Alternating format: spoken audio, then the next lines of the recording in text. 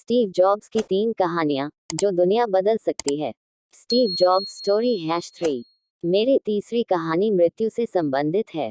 जब मैं 17 साल का था तो मैंने एक कोट पढ़ा जो कुछ इस तरह था, यदि आप हर रोज ऐसे जिएं जैसे कि यह आपकी जिंदगी का आखिरी दिन है, तो आप किसी न किसी दिन सही साबित हो जाएंगे।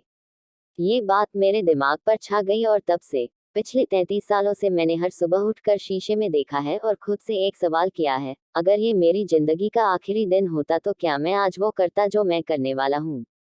और जब भी लगातार कई दिनों तक जवाब नहीं होता, तब मैं समझ जाता हूँ कि कुछ बदलने की जरूरत है। इस बात को याद रखना कि मैं बहुत जल्दी मर जाऊंगा मुझे अपने जीवन के बड़े निर्णय लेने में सबसे ज्यादा मददगार होती है, क्योंकि जब एक बार मृत्यु के बारे में सोचता हूँ, तब सारी उम्मीद, सारा गौरव, असफल होने का डर, सब कुछ गायब हो जाता है और सिर्फ वही बचता है जो वाकई जरूरी है।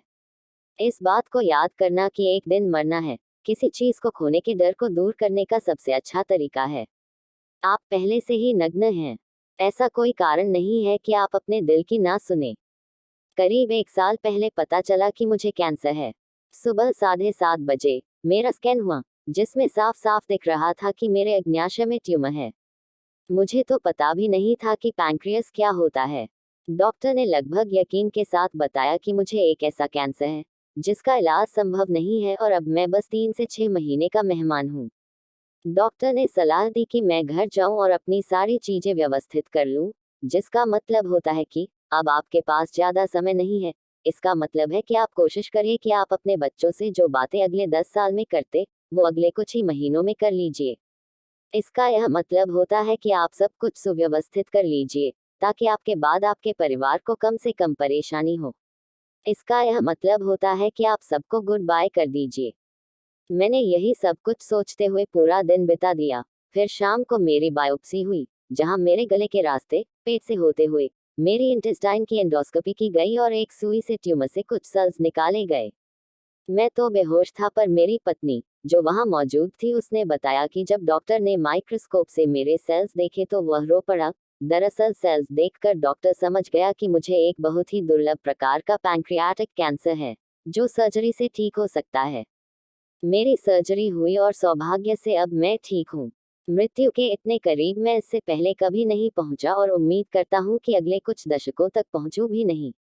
ये सब देखने के बाद मैं और भी विश्वास के साथ कह सकता हूँ कि मृत्यु एक यूजफुल बट इंटेलेक्चुअल कॉन्सेप्ट है। कोई भी मरना नहीं चाहता है, यहाँ तक कि वह लोग भी जो लोग स्वर्ग जाना चाहते हैं। फिर भी मृत्यु वह मंजिल है जिसे हम सब शेयर करते हैं। आज तक इससे कोई बचा नहीं है, और ऐसा ही होना चाहिए, क्योंकि शायद मौत ही इस जिंदगी का सबसे बड़ा आविष्कार है। ये जिंदगी को बदलती है, पुराने को हटाकर नए का रास्ता खोलती है, और इस समय नए आप हैं। पर ज्यादा नहीं, कुछ ही दिनों में आप भी पुराने हो जाएंगे और फिर आपकी भी मृत्यु हो जाएगी। इतना ड्रामेटिक होने के लिए माफी चाहता हूँ, पर ये सच है। आपका समय सीमित है, इसलिए इसे किसी और की जिंदगी जीकर व्यर्थ मत कीजिए। बेकार की सोच में मत फंसिए। अपनी जिंदगी को दूसरों के हिसाब से मत चलाइए। औरों के विचारों के शोर में अपनी अंदर की आवाज को, अपने इंट्यूशन को डूबने मत दीजिए। जब मैं छोटा था तब एक अद्भुत publication, the whole earth catalogue, हुआ करता था, जो मेरी जनरेशंस की बाइबल में से एक था। इसे स्टुअर्ट ब्रांड नाम के एक व्यक्ति, जो यहाँ मेलन पार्क से ज्यादा दूर नहीं रहता था, अपने पोएटिक टच देकर बड़ा ही जीवंत बना दिया था। ये 60 के दशक की बात है, जब कंप्यूटर और डेस्कटॉप पब्लिशिंग नहीं हुआ करती थी।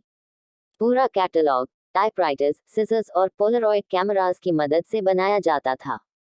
वो कुछ ऐसा था कि मानो गूगल को एक बुक के फॉर्म में कर दिया गया हो, वो भी गूगल के आने के 35 साल पहले। वो एक आदर्श था, अच्छे टूल्स और महान विचारों से भरा हुआ था।